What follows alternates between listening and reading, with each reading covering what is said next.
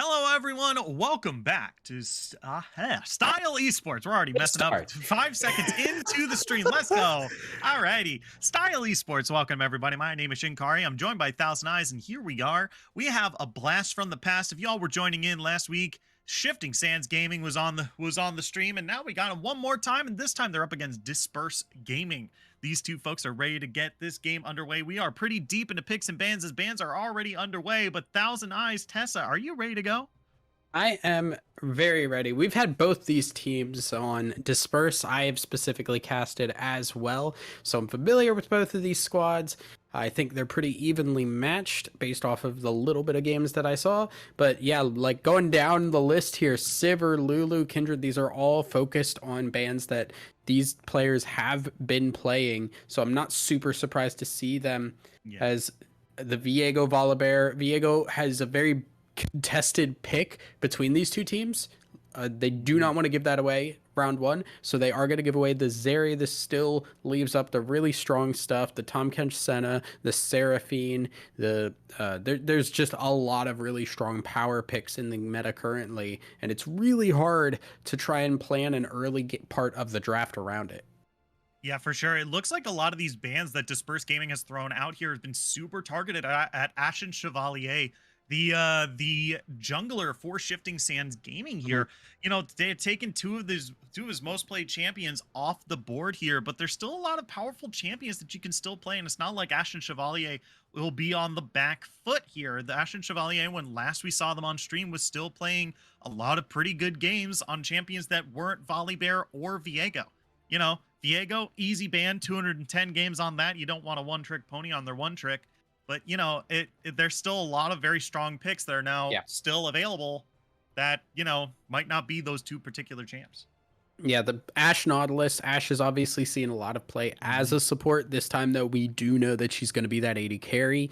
So a little bit more money being put into that Ashe, a little bit more focus on the actual damage.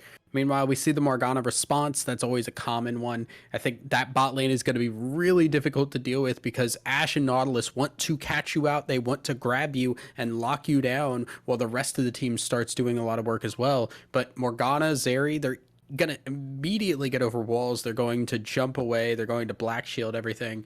And now you have the possibility of a Bel'Veth on top of that who's going to be able to get that black shield. There's a lot of opportunities for Shifting Sands. Nope, this is why we don't talk about hovers. The Jarvan locked in instead, giving a little bit more of an early game here, which I'm not super big on, but I do think Jarvan, even in late game compositions, can be a really nice engine to get them moving into the mid game and into that later game even earlier than they might otherwise do.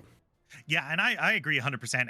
And I think the good thing about Jarvan is that if you don't have your flash available, Jarvan is going to be able to keep Zeri around this kind of short range that she's very, very good at, and everything is going to be clumped in there as well, which is exactly what Zeri wants when she's dealing her optimal damage, right? Runan's Hurricane and a Tiamat item is the name of the game for Zeri when it comes to building her items. So if everyone is caught inside of that Cataclysm, there's a whole lot of damage that can just be run around with this Zeri so far. So I'm liking what I'm seeing outside of Shifting Sands Gaming so far. A lot of synergies here, and even Zeri can like shoot her little laser onto the corner of the Cataclysm from the outside, and it'll go and That's basically gross. Yeah. Why does that work? Yeah, Oh, that's I a hate terrain. that. Yeah, that's a terrain. Yeah. I'm waiting for the Zarya Nivea bot lane, where Nivea just puts the W down. You just That would actually W be through really it. funny. Okay, we'll do that off stream, and we'll report back our findings. I'll play Anivia. I can't play 80 absolutely. carries to save my life. Well, neither can I. So Weehaw, let's go. Talk to me about these bands that we're looking for so far here before we get into this LeBlanc pick that Disperse Gaming has locked in so quickly here. yeah, so we're getting really early jungle here. These bands obviously focusing much more on the Disperse wanting to take away any kind of early game for Shifting Sands. This Seraphine obviously does scale really well, but can be really strong in the mid lane against specific picks. The Darius being taken away has been a really prominent top laner over the last couple of patches. And GP Cassiopeia taking away those extra carries because Disperse, they did not and still really do not have a hard carry on their team. Ashe is not going to be able to do that. She's not known for her damage. She's one of the least damaging AD carries in the meta. So you're going to have to get something else. Taking GP and Cassiopeia away are limiting that pool for Disperse. Yeah, for sure. I mean, this is just a really good idea to just, you got to take damage off the board if the opposing team isn't showing it. So picking up this LeBlanc here is going to put a comfort pick for Disperse Gaming for the, oh man, Fat Dubes. Fat We're going Dubes to have fun is, tonight, huh? yeah, we're having a game. I just want everyone in Twitch chat to know that Fat Dubes is on one team and Alpaca Bowler 2 is on the other. So we're gonna be somewhere tonight after We're like game 1 or 2. I can tell you we're not going to be hired by anybody else after tonight. Hey. That is both sort of a pun and also true. Um I do like the Gwen pick up here. It's going to be pretty good. I feel like it's pretty safe into the Gnar pick as well, giving Hmm. yourself that little miss to give you that little bit of an advantage in in typically a matchup where, the ranged character is favored. Um and also, it's going to be just very good once again for that late game. You want to have another kind of big damage dealer here, and Gwen is really going to be able to take advantage of a lot of the CC that Wukong and Nautilus are going to bring to the team, and Ashe as well. Yeah, it's going to be enough crowd control here to allow for the LeBlanc and Gwen to do their job. One thing that is worth noting here, there is really good setup in the mid lane. LeBlanc obviously gets countered hard by the Lissandra, but it's then one of the few times Jarvan can actually visit the LeBlanc lane and actually do something about that, because she's really slippery unless you're a champion that can stop her if she wants to dive in on you. Now Lissandra hits the W, LeBlanc no longer has that dash and can't get away easily. Jarvan comes in. If you time that correctly, LeBlanc doesn't really have a good time in this lane, and I'm a little curious about why the LeBlanc pickup came across. Right. I mean, to me, it looks like a comfort pick, and I think it's mostly just it's weird because LeBlanc I feel like is pretty solid in like a lot of different team comps, because sometimes you just need that extra oomph of damage, right? LeBlanc, she's also like you said, she's kind of hard to gank, right? Yeah. You really have to like read her like laning, and like it's not like LeBlanc is going to have a bad time against this Lissandra either, because Lissandra is very good against melee champions where they think they're going to like dive in and deal a bunch of damage, and she presses W and walks away, right? And then she has the range as well. So, I mean, there's not a whole lot that LeBlanc has in terms of disadvantages in this lane. So it just seems like, okay, comfort pick, it's blind, but, we'll feel confident into whatever else is like brought up against it. And then we need like some like big damage to follow up with the Ashe and the Nautilus and the Wukong.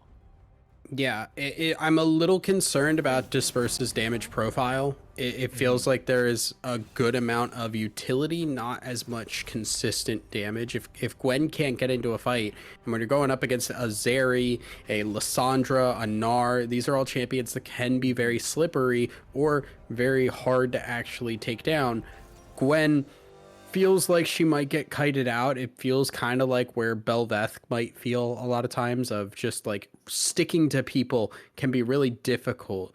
It's going to be important, I think, for Disperse to really make good choices in terms of picks. I think that's where this team is going to shine, because if they try to go for 5v5s, they're going to get kited out. They're not going to have the damage. But LeBlanc, Gwen, Wukong, not like these are all champions that do really well when you set up a pick, when you flank from a weird angle and you grab somebody when they're not expecting it. I think that's where Disperse needs to put their focus, or they're going to just get out 5v5'd by shifting sands. Yeah, I mean it's gonna be interesting to see for sure, right? Because like I think you're right. It's all gonna come down to how Zeri like plays around with this range, right? Because I feel like there's so much that Disperse Gaming can do to kind of like punish her if she gets too close, or is out of position even slightly, right? This more Alpaca Bowler 2 on Morgana is gonna have to be on the ball with these black shields if they want Zeri to be able to move through the enemy Mhm. team and be that kind of mobile, consistent damage that you said, is going to be important in these team fights. Because you're right, like you said before, Ash not the biggest known for damage, right? And outside of Gwen, there is real no consistent damage. There's some nice burst windows. There's some nice bursts, right, between Mhm. LeBlanc and Wukong. But when it comes down to the consistent damage, Ash is going to be your consistent damage. But how is that going to compare to like Zeri, right? Yeah. And when you have Lissandra, you have a Gnar, these Jarvan, these are all champions that are going to get pretty decently beefy against arm. They're going to build some armor. Lissandra loves Zhonya's Hourglass. Gnar obviously does like to build tank post his first item. Jarvan, same thing, wants to get like a gore drinker and then just go tank. These are champions that later on Ash doesn't really have anything built in to be able to burn through those champions. And I think Disperse, if they just don't get a lead and they keep trying to 5v5 around objectives, it's going to be rough. They've got to set these objectives up beforehand. They've got to use the Ash ult well, and they've got to make sure they're the ones starting off fights on their terms.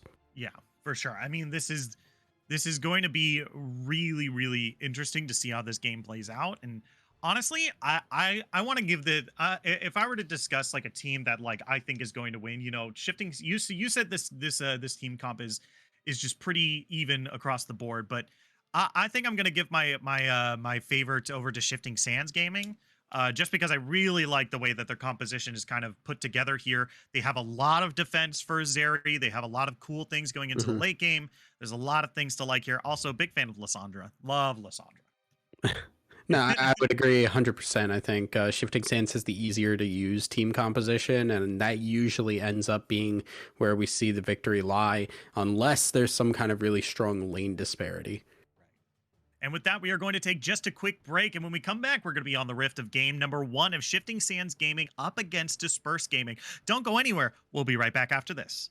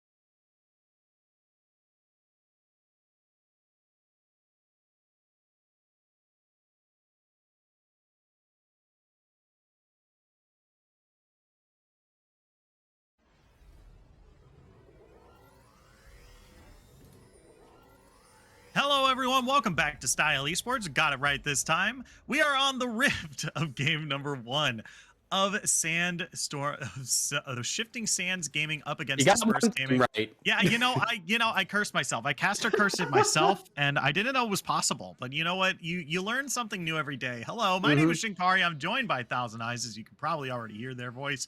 We are ready to get underway of game number 1. And earlier last weekend, I said there's something of a casual start, which implies the existence of a ranked start, and here we are. Here it's happening. It's happening right now. The ranked They're start. doing it. Yeah, this is really, I think really smart though from Disperse because they all go together. They obviously were planning on it, ready for it. They go in, they all go there, be prepared for somebody to show up, ward, and then leave. Now you know exactly when that blue buff is going to get started. So, Yeah. or at the very least, know if there is a late start. If it is an immediate red into blue, you will know. If you do not see Jarvan at that point, you know that he is going for more of a full clear. This gives a lot of information to Disperse. Yeah. And it's really important to kind of do more deep wards because there are a lot of pathways that Jarvan can take in order to get into some of these bushes for these ganks. So it's going to be really, really important for Disperse Gaming to keep up that kind of warding as the game progresses in this early game, especially if Wukong wants to go into the jungle and maybe fight Jarvan level 2. It looking like both of the junglers are going to go for slightly more full clears than you usually see from these two. Usually these are both junglers that like to go for that level 3, just jump in and get the gank. And I guess this time around they're going to be a little bit slower, a little bit waiting just to get to that right point. We'll see. I want to see here if that ward is not going to spot. That ward has 1 second and it is gone. So they're not going to see Jarvan just yet. All right, yeah. I mean, this is some pretty quiet time. You know, I was expecting a little bit more fighting because a lot of Wukongs definitely do like to go in and fight level 2, level 3. Yep. I mean, yeah, but we're still seeing what looks to be a full clear coming out of Wukong here as he makes his way down to the bottom lane here, which I don't exactly hate. Like waiting to get level 3 for Nautilus, like seems pretty good. Like if you that's the path you're going for here. Like that seems really good to give just a little bit more time to the Nautilus and the Ashe to get to that kind of big power spike area they can find here is Tony Wazinski. Ooh, great binding onto the Ashe here. Brandon Fan going to take some damage in response as this trade keeps going here. Tony Wazinski throw out a little bit more damage, but just a trade back and forth. Yeah, and this is kind of what this lane's just going to turn into. The spell shield. When I'm playing Morgana against a hook champ, I stand in front of my AD carry every time. Put down the black shield on myself because you could just hit the Alt key and E and immediately shield yourself. It's really easy. Completely negates a lot of hook champions, and you're seeing that on display. I don't think this lane is really going to get a lot of action. Yeah, it's just going to be a little, you know, just dull from here on out. Like it seems like both teams aren't exactly like because like even look across the map here too. Like Ashe Nautilus is going to be the most sought after kind of lane here to kind of go to earlier fights, but for the most part here, like a lot of these folks are just gonna be like, you know what, we're just gonna chill out. And just as I say that, oh, they're looking for Tony Wazinski. Waiting. Oh, okay, the dredge line comes through and it doesn't land onto Zeri here. They're looking for a little bit more out of this trade here.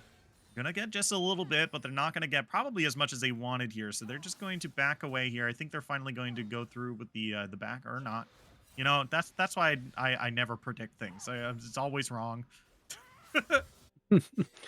We're still waiting though. Wukong looking like he's gonna maybe back here, and now they do see the Jarvan, so they should be aware of this back away. And yeah, I think just on the one hand, it's impossible to engage on Zeri Morgana. On the other hand, Zeri Morgana does not have damage, so there really is not going to be much happening. Now, in this mid lane, this is where you can see a little bit here. Fat Dubes can never use that W forward without knowing where Jarvan is, because if you do, you end up getting ganked, you end up dying, and you end up throwing away a solid lead for yourself. Yeah, it's just really tough. I'm mostly surprised that the two early game champions of Jarvan and Wukong haven't started fighting each other yet. Like that's the biggest surprise to me. Like Out of any character to have the most amount of like early game, like level 2, level 3 pressure, like that's where I would have wanted. That's where I probably would have seen it the most, like in these two junglers. But both these junglers are just kind of content to just go and do full clears over and over again. So I think maybe like if we see them ever fight each other, it's going to be either from a counter gank or from maybe one of these first objectives coming up. Possibly, yeah. And that does open up opportunities too, because you look now, level 6 is being pinged in the mid lane. This means Lissandra is going to be more of a threat in these objective fights. You lock somebody down, you create new chances for your teammates to just fly in and catch somebody out like this LeBlanc. There's definitely more chances here, but it's going to be whether or not it gets taken advantage of. The Gnar and the needlework available in the top side as well. So this is where, if we're going to start seeing some action, I would expect it to start happening soon as these guys test the waters with their ults. Yeah, I just don't see just Mockingbird fighting anytime soon here. Fat Dubes just has a Well, decent. Oh, uh-oh. Just as I said that. I was gonna say Fat Dubes does have a decent chunk of mana, and that's more of what I was concerned about, right? Because having that decent chunk of mana over your opponent and the corrupting pot as well and ignite, like you don't need your duplicate in order to get that damage out. Like Mockingbird nearly died there. very, very nearly. And we also saw, too, the LeBlanc finally go in there, didn't use that duplicate until they got into the, really, really close to kill threat range, which is smart play there as they're going to push the Wukong off of the dragon and just end up giving this one away. So even though they won that mid lane, they do get the TP from Mockingbird, and having the Lissandra already bought, ready to go, gave them the opportunity to take that dragon away. Yeah, I mean, in that little trade, Fat Dupes did use the ultimate, so that's another important reason why they pulled off there. They had 3 healthy targets, a pretty low LeBlanc, and a LeBlanc with no ultimate as well. So, in that exchange, like, are you really comfortable with fighting that 4v3 even, because Ash wasn't there? Yeah. So that will mean one dragon over. Ocean Dragon, definitely enjoy having at least one of those. Hmm. And that'll help out with some of these lanes that do not have that inherent regen there, especially for that Lissandra, especially for this Zeri. The poke from Ash can really get to be a threat. Yeah, we are getting to around that point where Ash has put a couple. Uh-oh, here we go. They're going down to Tony Wazinski here, forced to flash away. Ash Arrow's coming across, but she's going to hop over that wall there. Joby is in a little bit of trouble here, but is so far away from the rest of the blue team that they can't follow up here. Fat Dupes is coming in from the mid lane here through the river, looking for a little bit of damage on the Mockingbird. It looks like they're just going to back away here. They're trying to pull back through the river. They might have found LeBlanc. She's long gone now. So looks like just a trade back and forth, a wash down in the bottom lane. No first blood spilled just yet. Yeah, just a engage, disengage there, as the Ash Arrow did not do enough for them. And with no level 6 on the Nautilus, they do not end up getting another ult there. They do not have the ability to lock down Zeri enough. Jarvan gets the knock up, and it's just a disengage from that point on. So very, very safe play here for the time being. I think what we're going to be looking for is this next dragon. That's really where things are going to heat up a lot more. But we take a look around here, and farm pretty much even across the board outside of top lane. This Gwen doing a really solid job here, and we'll have even just an extra wave a little bit there to farm up and get even stronger. If we get to the point where these teleports unleash and both these top laners are TPing in, I think this Gwen's going to be a big threat. Yeah, this is really going to be a huge problem here, especially when Joby comes in here. That's going to be the ultimate. Great Gnar Nice into the Gnar. wall there. Flashes away, gets the stun onto Wukong here. Might be able to get a little bit more damage. That's the reactivation. Ashen Chevalier comes in. Flag and drag is good. Joby is taken incredibly low. That's going to be the Cataclysm down onto Gwen as well. 12 IQ trying to live through this, but Gwen's trying to make it a 1-for-1 as best they can, but they cannot. Gnar picks up the double kill and the first blood. That's going to catapult them ahead in the top lane.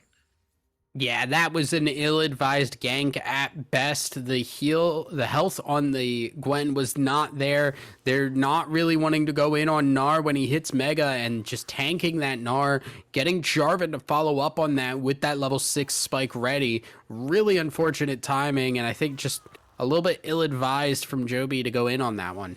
Yeah, it was It probably would have been fine had they not gone mega, but you know that's no, we're now dealing in ifs, ands, and buts, and so you know at the end of the day, that's still 2 kills on the board for 12 IQ, and this isn't an insurmountable amount of gold. I think the Correct. difference between them is only 400.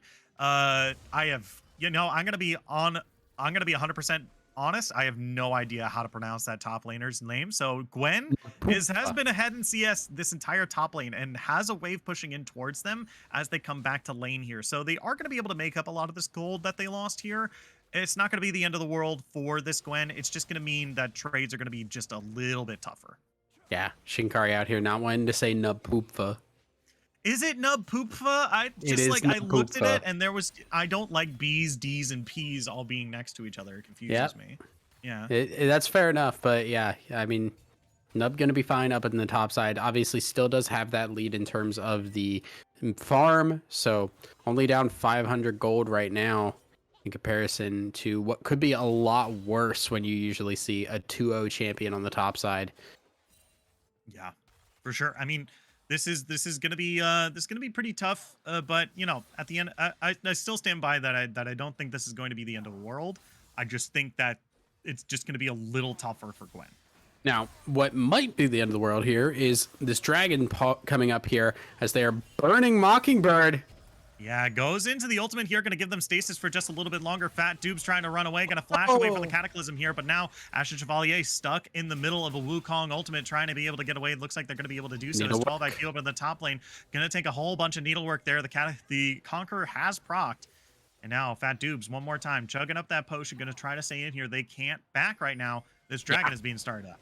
Yeah, that was the importance of that trade there. They got it just as the dragon was spawning, meaning that this Lissandra can't do as much. They're going to use the Ash ult just to keep Jarvan off, and they're going to clean this dragon up very easily. Really smartly played from Disperse. They played ahead of what they tried to do. That was not just a random trade. That was not a random time for LeBlanc to go in on to the Lissandra. It was about chunking her out to make sure that she was not going to be able to provide in that dragon fight, and they then used that to get the dragon afterwards. Yeah, and it's a really heads up play from Brandy Fan as well to use that enchanted crystal arrow pretty early, and then the rest of the Yep. team just don't follow up on this arrow. We're not engaging on the enemy team. We're just keeping the Jarvan away, as that's going to be the black shield onto Tony Wazinski here. As Jarvan is coming in from the top from the river here, they're looking for a little bit more. There's going to be a great route onto Nautilus. Depth charge comes across, and that's going to get Tony Wazinski low. They're going to pop the heal. They're not looking for a little bit more damage, but now a pack of bull or two is in the middle of the team. As Fat Dubes dives right in, going to be able to pick up the kill on the Jarvan. Zeri goes down. Morgana goes down. It's a massacre down in the bottom lane, 3-0, and that's all that gold is going to go over to Disperse Gaming here. Disperse finally getting on the board after a slow start for themselves. They turned that gank around there. They went in, saw the Jarvan, said, no, we're fine. We've got friends. And that black shield being used so early meant that it was not available as that fight went further. They could not get away.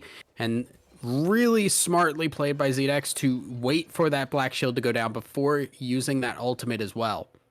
Yeah, for sure. I mean, this was really smart play by Disperse here across the board, right? We've been seeing very smart play from them ever since that dragon play. And Justice, you know what? I keep caster cursing this game over and over again, just like whether it's myself. And you know what? I'll take responsibility for that. Fat Dubes, if your team is flaming you in chat right now, don't worry about it. That's my bad. That's my bad. Yeah. You know, I'll take the heat for this one, bud. As it's gonna be a From dark binding of the I'm distance, Zedix. Yeah, turning off other people's brains. yeah.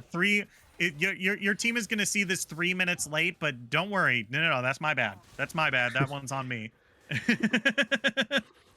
Will be a slightly unfortunate dive on that one, but that is also just why you can't really engage on the Lissandra as LeBlanc specifically. You can't go in. You're just going to get locked down, especially if she still has that ulti available. It's really fight changing, and that's part of why they've been able to win these fights. They've not had this Lissandra to lock down anybody important. Yeah, I mean, Lissandra is very good at punishing people who decide to dive underneath. His 12 IQ. That's going to be the needlework coming across from Nub here, but 12 IQ is about to get that Mega Gnar here. Let's see if he wants to go in on it, but it looks like that's going to be a big old no. Looks like they're just gonna pop the Mega Gnar up in the top lane, eat that ultimate from Gwen, and just kind of walk away from it. Yeah, pretty easy there to just trade that and get away. Teleports are unleashed at this point, so this is where I'm waiting to see if we can get this Gwen in other fights. If we can get this Gnar to actually show up and get those Gnars down. Fat Dube's starting to realize, I think, that you cannot trade with this Lissandra at all if you're using that W. You're just going to have to do it from range. Because Wukong spotted, I believe, on a ward there, will not get that gank off. Yeah, when you play against a Lissandra, you really have to change the way you play. She's going to punish you every single time if you try to dive on top of her. And now she has an Everfrost as well. So if you are timing your times poorly, you could be snared a lot longer than you'd like. Absolutely. It's a long time that you're going to get held down. So we do see just a little bit of word clearing. 1 minute till the next dragon. It's 1 for 1 in terms of dragons so far. We'll see what the plan is going to be. We have Rift Herald being started up on that top side. Probably going to get taken pretty easily here, but there is a little bit of a collapse. Yeah, for sure. I mean, both teams to be dispersing away. It's getting reset right now. So let's see. It's going to be started up one more time by Wukong here. Yeah, they're still looking for some sort of intro into this fight. It is a 3v4, though. They do have to be very careful. If they want to go in, it has to be a steal. Okay, it doesn't look like Jarvan's going to go for it this time. So that is a Rift Herald going over to the red team here. Yeah, we'll get that one as they were able to push him away. Brandyfan in a little trouble. No flash. Yeah, has to use that Enchanted Crystal Arrow here. Tony Wazinski doing a whole lot of damage here. Teleport coming in through Nubfan, though. They're going to be in a very bad position here as Tony Wazinski pops the ultimate, looking for a little bit more, but can't quite find it. Gwen is just going to back away to underneath the turret, but now the blue team might be in a bit of a pincer move here. They might be caught out. The dragon has spawned, so now if they want to fight, now's the best time to do so. Scuttle is just going to back away as the rest of the red team trying to peel backwards here. 12 IQ looking for a little bit more. Just going to get them away from the team fight here. They do have vision on the pit. Nah, this is just not going to turn into anything. Brandyfan, I'm not sure what the Ashe was doing up there. If it was just trying to ward, trying to get a little bit of vision before that dragon started, but there was nobody down there to help. They were all focusing on that Rift Herald, so a little bit of lack of focus, lack of communication there as Brandyfan kind of just face checks and ends up giving that dragon away a little bit easier than it would have been otherwise. Yeah, for sure. Is now we're looking at the gold about 18 minutes. Ooh, wait a minute. Fat Dube's looking for the damage here, but that ultimate from Mockingbird is going to take away from some of that ignite as well. That is an important cooldown being taken off the board here, but that does mean that there's nothing really to fight over anytime soon. So yeah. I think this Lissandra will be pretty safe.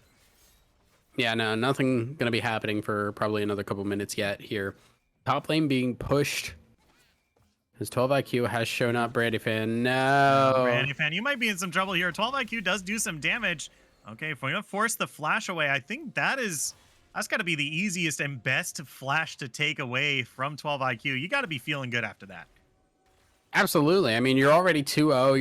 You're doing well into this Gwen, which is pretty known for being a pretty solid duelist here and having the ability to get more done for your team, even though you haven't really been showing up to too many fights. It has to feel really nice. So now we're going to see more trades mid.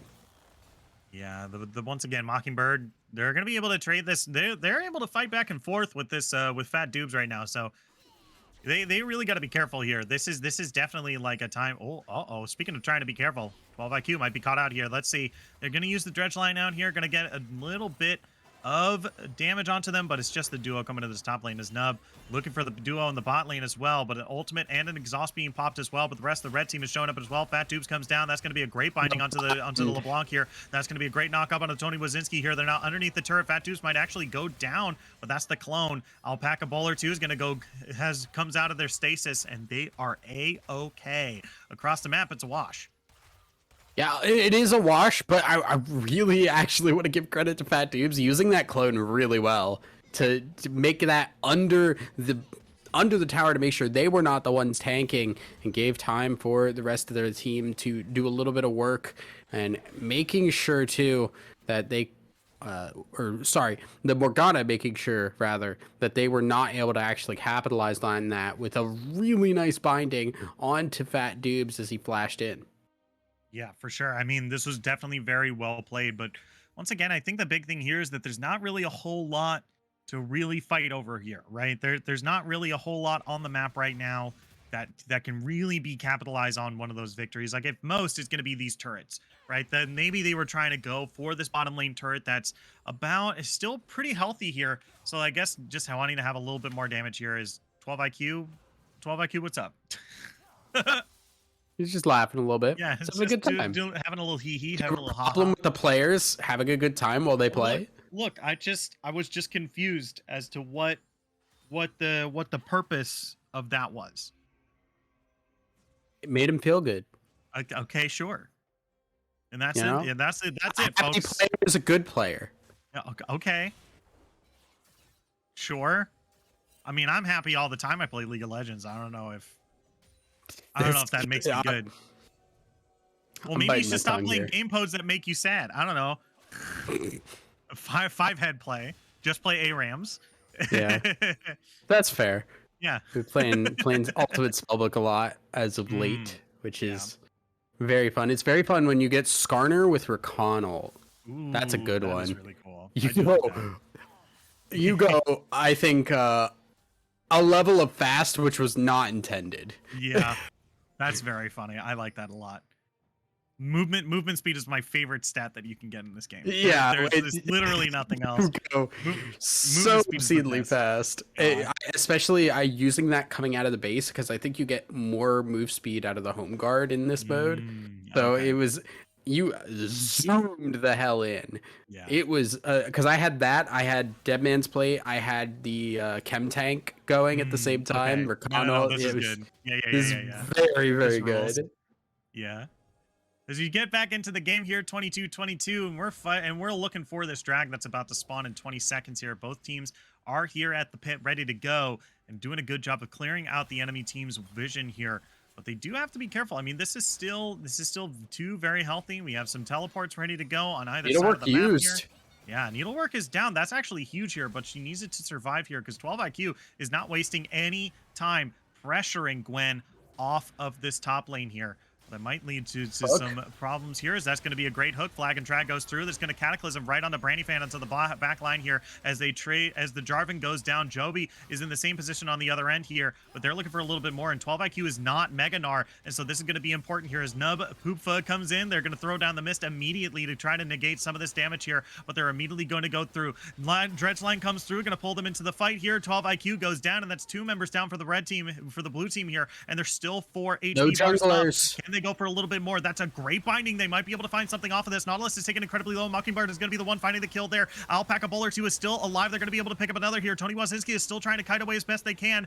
Fat Dubes is the only member left. They have vision on this area. They have the burst. There's the one dash, but the Tony Wazinski, he goes in, and mamma mia, Tony Wazinski's going to be the one to pick up the ace. He's sleeping with the fishes. He's going under. As Tony Wazinski, I that was an ill-advised jump in by the LeBlanc there at the end, but man, that fight went back and forth. So very interesting there to see as it started off the hook hitting that Jarvan, a nice start, but immediately they turned once it was very clear that Brady Fan was getting jumped on because Ashen flashed in, ulted, Mockingbird was over on the Ashe as well. They turned really nicely to protect this Ashe and make sure that the fight was still going to work out as Joby did work on that front line. That was really well played. Meanwhile, though, I think are just going to be seeing the dragon go over. But yeah, then the fight continued. We saw the health bars go low, and Tony Wazinski was still healthy. Brandy Fan got down so low from the earlier trade that he couldn't walk up, ended up walking into a Morgana puddle that took his life, and Tony Wazinski able to kite that one out and make it work. A 4-1-2 Zeri right now with 200 farm at about 25 minutes is definitely starting to get online. Yeah, as 12 IQ fighting Fat Dupes here. Fat Dupes might actually be in some trouble. 12 IQ is dealing some damage here. Holy moly. Oh, he still wants more. He's going to hop forward. Fat Oh, Dubes the is in some trouble, but clone. that is the clone. Goes back to the teleport circle here. Might have an opportunity. Throws out the boomerang. Both of these HP bars are low. Fat Dubes is looking for it. Flashes forward. Picks up the Gnar. That's going to be a nice bit of the scoreboard for the red team here, as both teams seem to be posturing around the Baron.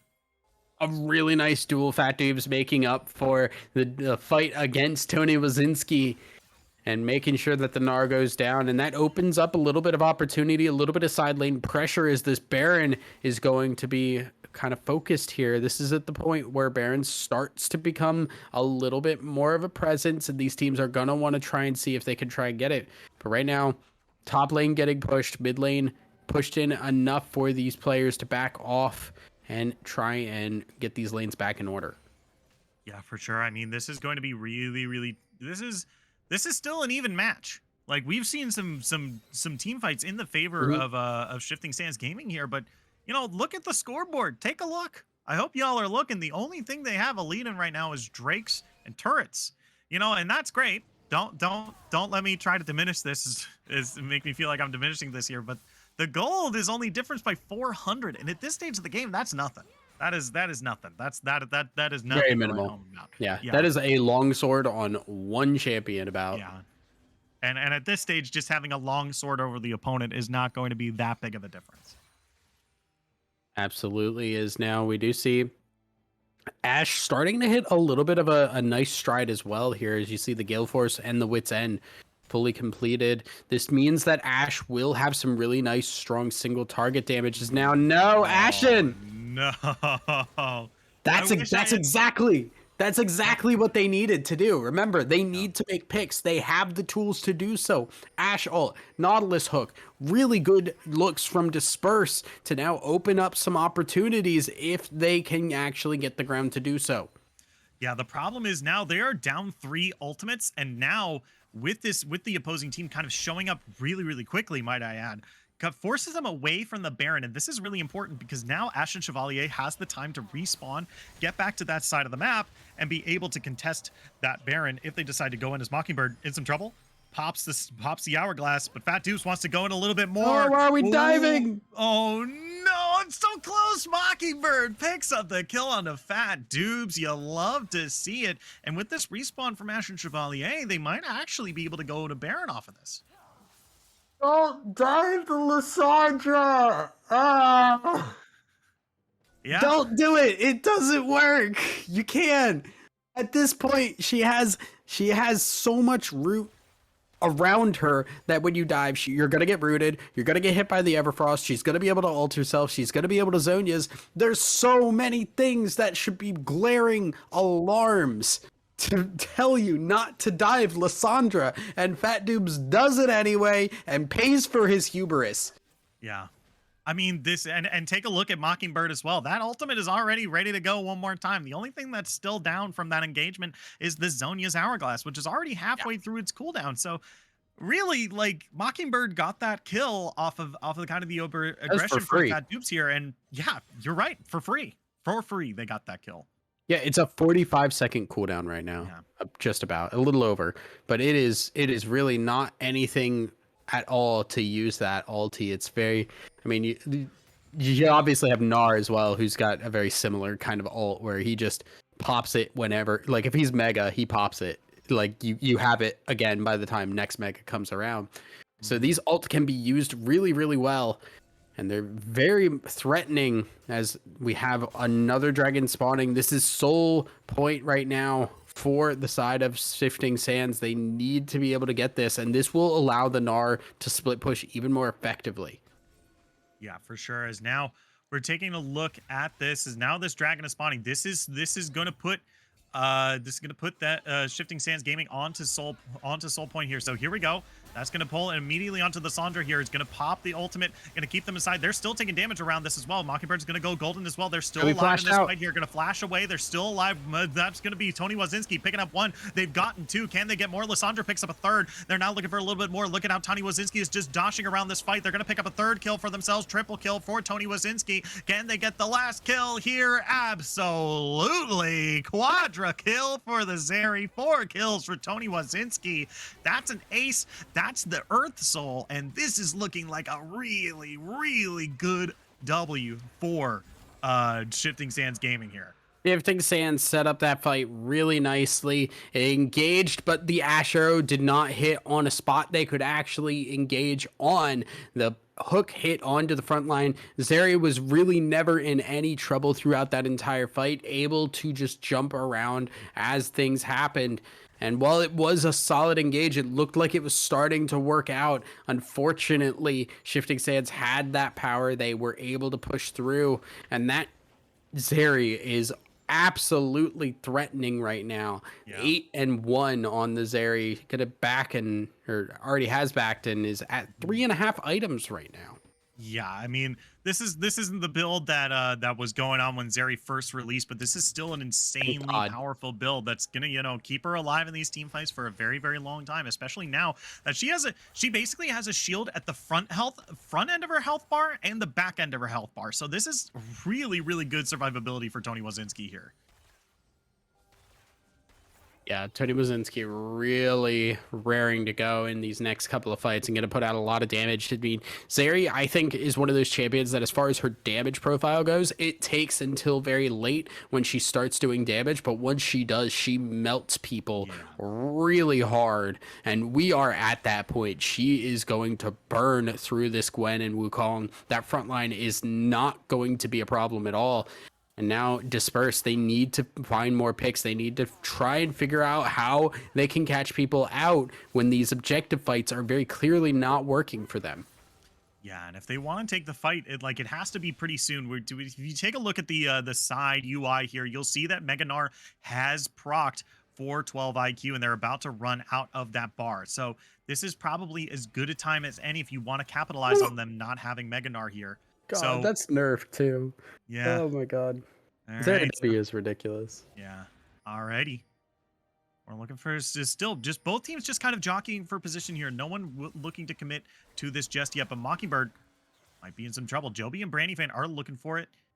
Yeah, they're out of the way though, so they really have to be careful. The blue team is responding. They are making their way up here, but I think that they should continue to just hang around this Baron pit for just a little while longer. They have a bit of a level advantage across the map here, so I think they're fine with just not being in lanes most of the time.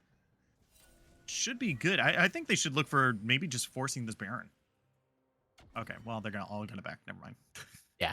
I think they're going to back, reset, and then get ready for that Baron, because I agree with you. Getting towards that Baron, forcing that fight, I think is the right call here, because you don't want to get somebody caught out alone. You don't want them to be able to take advantage of those tools that they have. If you force them into those 5v5s, we've seen how those have worked. It has always been Shifting Sands winning them, and it's not going to change anytime soon, as I think Gwen has not really been able to do enough this game. She's not been able to side lane push. She's not been enough of a threat. And really, that's the only option that they really have at this point, other than catching someone out because they aren't paying attention. Yeah, I mean, the Fat Dupes did eat a Morgana binding there, but I don't think that's really going to be enough. Like, this is really the time that the blue team can kind of force this fight here, because the longer that they take, the longer that they risk losing Elder Drake as well, or just wasting their time with the Baron buff going over to grab the Elder Drake, right? This is spawning in about 2 minutes, and the more they kind of jockey for position, kind of go back and forth here, right? When is it going to ooh, flash. That's a pretty big flash there, but once again, like I'm it's just odd to me that they're not like putting more pressure onto this Baron that they are right now. They haven't started it up. They haven't like looked at it. Like they have a level 18 Lysandra. They have a level 17 Gnar. Like there's only so much more things you can get from being in the lanes right now that you just need to pull the trigger and have them come to you. Yeah, no, that's entirely the case right now. I do like that 12 IQ's kind of just left to just fight this Gwen here, because I don't think Gwen can handle them one-on-one. I think they're splitting themselves up in a way that I would not be doing. I think they'll be able to make it work considering the situation they've made. But I would much rather them be grouping here, using those AoE abilities, winning the fights off of them, and then taking objectives. Yeah, I mean, look, they have such a good call for the. Okay, here we go. There we Finally, go. they're pulling the trigger. Yeah, Baron is because starting up. They don't have vision. Wukong showed on the bot side. 12 IQ saw it. They called to the team and immediately said, "Let's go, Baron. Take it before he could get up here." It's down to about 3,000 health now. Yeah, they got the teleport coming in as well. Here we go. Okay, they're going to secure up the Baron buff, but Gwen has teleported into the fight right now. Let's see if they're going to answer here. It looks like they're peeling away. 12 IQ does look like a bit of a pincer movement here. They might have found out no poop foot here. They're looking for a little bit more. They've got a good ultimate onto Lysandra herself here. Going to be able to give it a little bit more time for the rest of the team to show up as Nub Poofa goes into the middle of the team. Amazing cataclysm. 1, 2, 3, 4. They're all going down. Tony Wazinski still looking for a little bit more, tanking up the turret. Then that's going to be Ash going down as well. Baron buff, 5 members. Dragon Soul, you can't Jeez. stop this train, and they're running it all the way down to the Nexus. Yeah, that's just an issue of scaling, an issue of what the team wants to do. And they wanted the team fight. They got it, and they won that very convincingly. Yeah, at here we don't need no Elder Dragon. We just need the fat dubs. And that's what we picked up this time. This is going to be the GG game number 1 going over to Shifting Sands Gaming. And I think Shifting Sands, like I said at the start, they have the easier to execute comp. It is just get through lane, show up as a group, and then do what your champion does.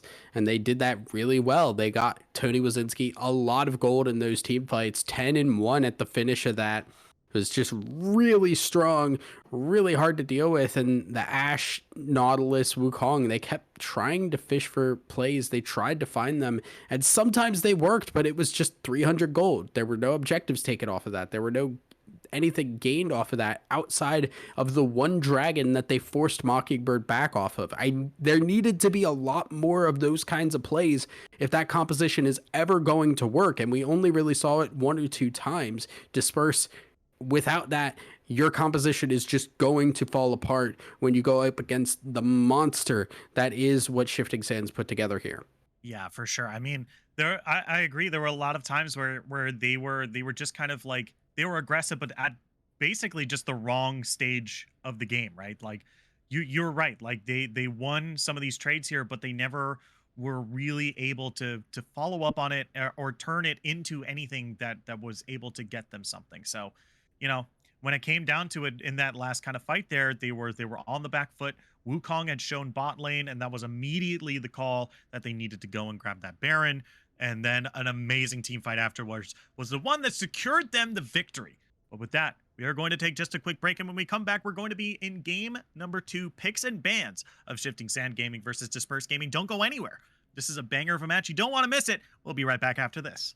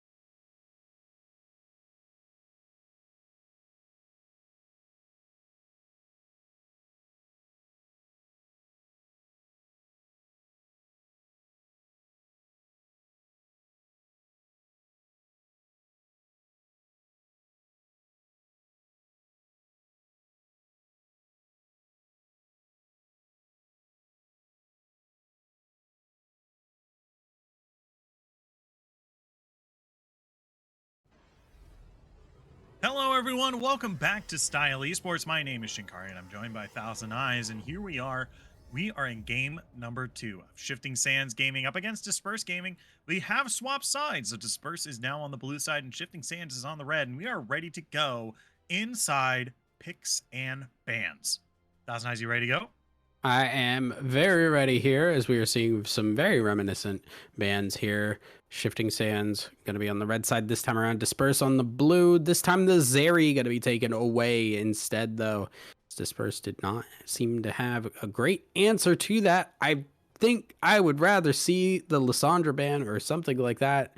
But that does mean Viego is going to be available, and Disperse are going to take that immediately. Yeah, that's a fourth ban, right? Shifting Sands once again, Ashen Chevalier, 210 games on the Viego this season. So you don't want to mess around when someone who has a one-trick pony on a very, very powerful champion gets their one-trick pony. So problem is, Ashen Chevalier probably has the counter pick for the Viego, and it looks like it's going to be the Poppy. Yeah, Poppy gonna get taken here. Still could be top or jungle. Most likely gonna be the jungle though, right out the gate without any other knowledge. Senna locked in here. This is interesting. Usually when you see Senna picked, it is at the same time as the Tom Kench. It is not you're gonna take something else with it. You really want to make sure that you have that, as Senna Tom Kench has been the pairing that has seen the most success in comparison to a lot of other styles of Senna compositions. Mm-hmm. Yeah, I mean, this could be the Senna. I do agree that picking up the Senna here does mean that you kind of leave yourself open to being counterpicked, and having the Tom Kench being taken away from you. But Disperse continuing to take champions away from Shifting Sands here. They don't want 12 IQ to be on that Gnar either from the previous game. So I wonder how much of this is like, hey, this is a strong champion that we want to play in, or how much of it is we need a fourth and fifth ban in this first rotation here to make sure Shifting Sands isn't on their powerful picks. Yeah, we'll see how that is going to work out here. But so far, some really strong individual champions. Nothing in terms of a composition just yet. And there's an interesting take, once again, alone with the Kog'Maw locked in here just before the ban phase. Means there's opportunities to take away a lot of his best friends and make sure that that composition cannot protect him as well as it would otherwise. Yeah, I mean, this is a really good pick for Branny fan here, but Lulu is already off the table. Lulu was one of the bans before we even got in there, and now we're getting into the second phase of bans. And like you said, now we can take a whole lot more of Kog'Maw's character friends are off the table, and there goes Yumi as well. Yeah, I did not anticipate anything less, as they are gonna just take that off the board. The Cassiopeia, interestingly enough, also taken off the board here instead of something else. Obviously, Lulu already banned, so there are a lot of pairings with this Kog'Maw that are taken down. And you look at something like Poppy, like Lilia, these are champions that can get deep into that back line and really mess with Kog'Maw on a pretty consistent basis. Yeah. That Seraphine is going to be taken off the table as well. So that's another enchanter that can't protect Kog'Maw on that backline there. But you know, taking it off the table to not pair it with Senna, I think that's perfectly fine. Yeah, makes sense. And making sure that you do not have to deal with two really strong high utility champions. Is Victor gonna possibly be the lock in here? No, Zillion. Okay, so that is gonna be a mid lane Zillion. I'm almost sure that it will be here. Oh, that is Tom okay. Kench. That is Tomothy Kenchington. Thomas Kenchington. Yeah, it's actually Tomothy. Tomothy? Got Disperse. Please don't pick the Tom Kench because that's not gonna work. Yeah. That's oh my that's God. still okay. That's a little weird. Okay. Nice handshake. Oh, great. All right. We're handshaking. We're handshaking Tom Kench and Zillion here. All right. This is a little weird. Mainly because like Kog'Maw, while he's going to get move speed, he's going to be revived. I don't think that really does a lot for you against what Shifting Sands has, right? Hmm. They've got the Senna who's going to be able to hit from range. They've got Lilia Poppy who they can stick to people. They can stick really hard to people. And I don't think the Kog'Maw with the Zillion speed up is going to be enough here. I really would have rather seen some kind of shield, something that could actually protect a little bit. If you get like an Orianna in the mid lane to give at least a little bit of shields over to this Kog'Maw here, so that he can move up safely, because now you're dealing with so much dive. Irelia going to be locked in as well. I don't think a revive is going to be enough here. Yeah, I mean, they've got so much in the tank here, right? There's not a whole lot of burst damage on this team. Like they all have some pretty good consistent damage across the board here. So like even getting the revive, you'll be able to live a little bit past that, right? But it's not like you get revived and suddenly the enemy team is like, "Oops, we don't have anything left in the tank." It's like the longer the fight goes on, Irelia is going to be more powerful. Like Senna's going to be able to keep up. Like this is a team composition that doesn't have let's burst everyone down in one big go. They have a lot of things that's going to keep them in the fight. Not to mention, this is a little cheeky interaction. But Poppy, it is possible for Poppy to pop her ultimate as Kog'Maw is being revived, knock everyone away from Kog'Maw, and then be able to kill Kog'Maw as he is finished rezzing. Yeah, It's it's just cheeky, but it's the possibility is there. yeah. I mean, I guess it's gonna be a little weird. I think once again, I think Shifting Sands has the easier to execute Mhm. composition, Yeah. because I think when your utility for Cogball is Zillion, that's really putting yourself on edge. Like you really got to play that correctly, or you're going to hurt your team a lot by messing up at the wrong time. There's still also just the opportunity. Victor is a scaling champion that snowballs really hard. If you give him a couple of assists early on, he starts getting those evos quickly and can kind of go out of control. Viego and Nar obviously are both champions that are really, really solid in terms of just they can really, really push the envelope in the early game and just once again snowball out of control. Yeah, for sure. I mean, we're gonna have to take a look, but I am at least a little interested to see how this game will play out because, like you said, Zillion is a decent support, but how is it as a support for Kog'Maw, right? Like, I think I agree with you that I probably would have liked to see maybe like a Janna or maybe even a Sona, right? It's a very weak lane, but you have a very very strong later game. I don't know how Zillion is going to be able to give Kog'Maw the best opportunity or the best scenario to be dealing damage in these team fights outside of just the movement speed. Yeah, it's gonna be a little rough, but I think I don't know. I think there needs to be a bit of a strong early game Hmm. from from SS or sorry from for Disperse. If they are falling behind, I think they're just going to continue to fall behind. As we do see, it is the Lilia top lane, the Poppy jungle, which is about what we expect nowadays. Lilia, pretty strong top laner that can flex into the jungle as opposed to the other way around. Yeah, for sure. Is now Victor locked in here for Fat Dubes. Gonna put them on another pretty scaling champion here. Definitely gonna be able to scale a little bit better on the Victor, in my opinion. But this is gonna be an interesting game for sure. Once again, I mostly want to say like how much of these first two picks that they've locked in here are my biggest question marks. The Nar and the Viego, I think we discussed this early on, like how much of these two picks were, hey, let's put the other laner on not a comfortable champion. Let's use this as a fourth and fifth ban here. And how much of it was, I am comfortable on this champion. This is what we want for this comp, and this is what's going to get me to succeed, right?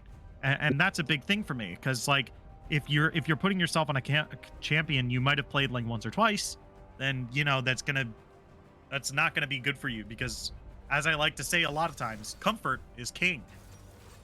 Comfort always is king here, as we do see is going to be our Senna Tom Kench bot lane. So I on the one hand, I think this does give the opportunity for Kog'Maw to get a decent start to the game, right? Like Senna does take a little bit of time to get going. Tom Kench, he can do damage, but he's kind of putting himself at risk to do so. Kog'Maw, on the other hand, I think does hit a power spike a lot sooner than people really realize. People think of him as the late game menace. I think Zeri is much of a slower scaler than Kog'Maw. Kog'Maw can get some points in that W, get some attack speed, and he's already going to start doing some damage.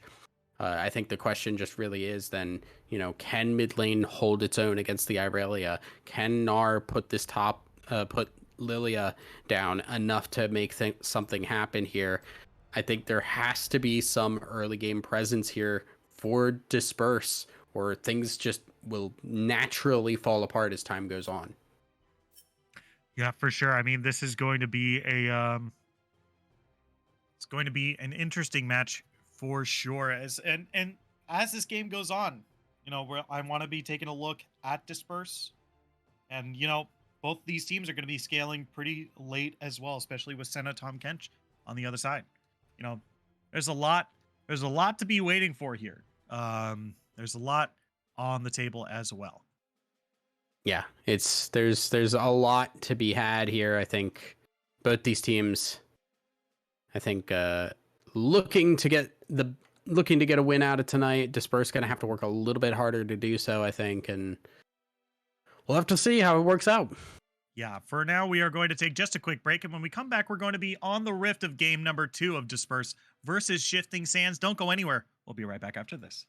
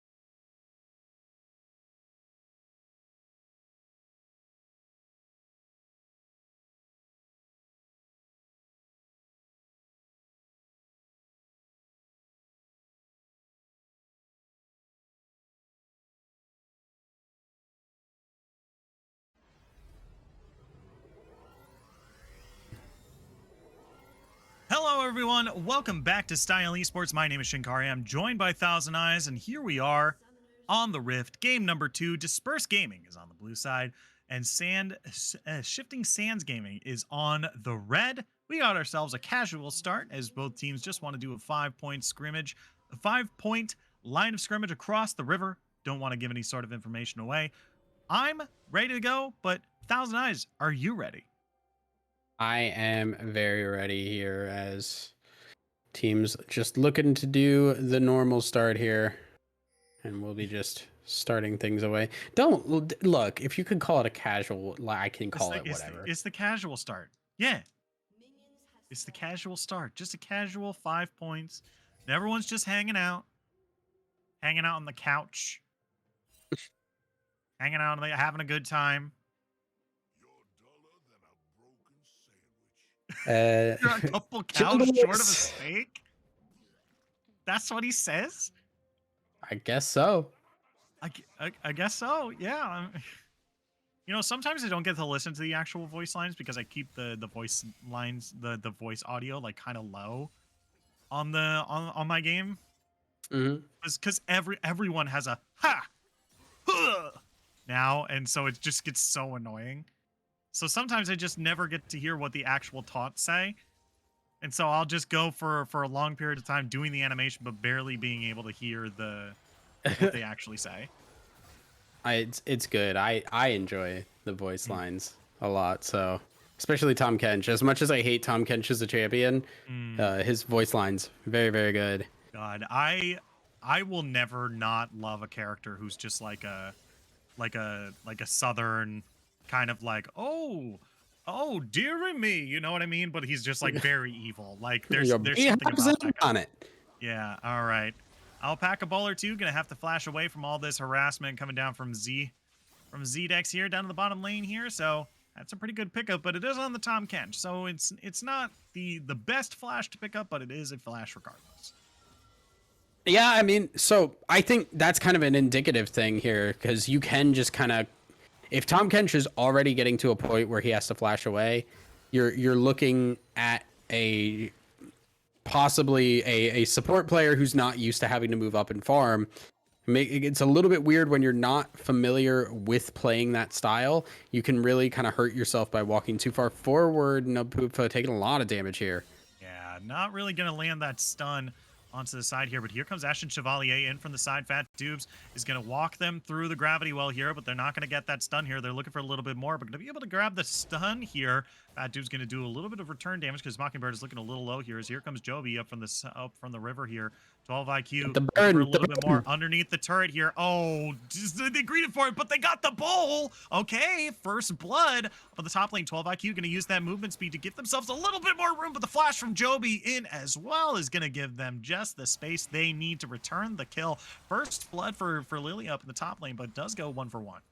Yeah, well, it was a little interesting there too because we got the first blood, but I saw 12 IQ going under tower, and I said to myself, "Wait, there's the jungler."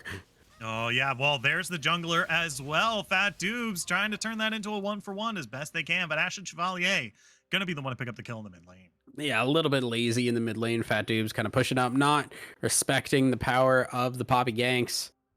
And we'll pay the price for that one. But yeah, on that top side, it was the Lilia burn that started the tower aggro hitting on on Lilia.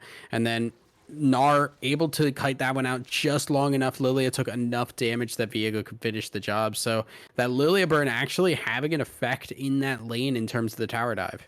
Yeah, it's definitely something you have to watch out for. It's not like you shouldn't ever dive the Gnar. It's just when you are Lilia, you have to be very careful about when you start these dives about if the dot that if you're you have burning, yeah. Is now Brandy Fan in the bot lane taking a bit of harassment here. Tony Wazinski actually doing some good damage here. Here comes the Abyssal Voice and Noxillion up into the air. Grandpa's in a little bit of a trouble here. They're going to be able to get him really low. Tony Wazinski coming through, trying to get that last damage. Not going to be able to do it. But they are able to pick up the flash and the ignite out of Z-Dex. Yeah, there's no heal on Brandy Fan, so no way to keep this Zillion alive, the ghost. And I mean, I like that from a team compositional standpoint, but it does feel bad in these trades as Joby wants to go for it, but knows that Poppy is around.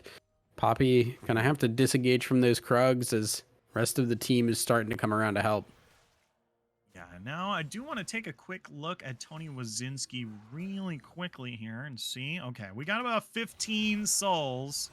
So we're about 5 away from that first kind of big boost to Senna here. That every 20 souls, she does get that attack range. So that's something we're going to have to keep our eyes on for sure as this game progresses. Yeah, will add up over time, and obviously without farming, you do get a lot more. But right now, a summoner will disconnect as he will also reconnect. Yep. Ash and Chevalier just fine Yep. on that. And now 12 IQ. This is really not looking good for Gnar here. Yeah, about half HP, having Oh to wait, you tank missed that the up that Q. earlier. Ooh, wait a minute. He is almost Meganar here. That's going to be the ultimate coming down from Lilia here. Gonna have to look for that burst damage. Does find it. 12 IQ comes out huge. Gonna be able to pick themselves up another kill. Yeah, that was actually really big too for putting Nub to sleep, making sure that the ability couldn't come out to transform, even if he did get the rage. So 12 IQ seems to really be comfortable on this top lane. Lilia has practiced it a bit and knows what some of the limits are in terms of damage. Yeah, it's gonna be pretty interesting to see the rest of this lane play out. But this is 12 IQ. I think it's just more of 12 IQ being like, hey, like you are picking a champion that I'm pretty comfortable on against me. It's not like I know Lilia in and out, but I am going to be able to know what Gnar's like weak points are if you try to fight me. Absolutely. As we're just going to see a little bit more farming up for now. I think going to be trying to see now if Mockingbird can get fish for those stuns, look to see if they can get onto that Victor. Cogball so far has the Berserker Greaves. This is kind of where I said, like, Cogball is going to start to do some damage. 3 points in that W already, and 12 IQ just beating on this Gnar right now. Yeah, wasting no time. Look at that harass. It even gets out of range of the Gnar as well. Holy moly. 12 IQ not wasting a single moment harassing this top laner here as Mockingbird throws out the ultimate to Fat Dubs here, throws down the gravity wall, but is not going to protect them as they're already on the other side, is slammed into the wall here. Fat Dubs goes down as 12 IQ now has to do a 1v2 up in the top lane here. Joby trying to look for a stun, but couldn't quite find it as 12 IQ now still trying to fish around for the Fallen King here. Let's see, he's going to be able to find it. 1, 2, 3 hits. That's a bunch of damage, but 12 IQ still dancing outside range. It's a 1 for 0 across the map, and 12 IQ just running around this Viego, and seeing that Viego top lane means that Cloud Drake is being taken by. Yeah, that feels bad for Fat Dibs there. He's just one of those guys, 4 people in my lane. Do something across the lanes, please.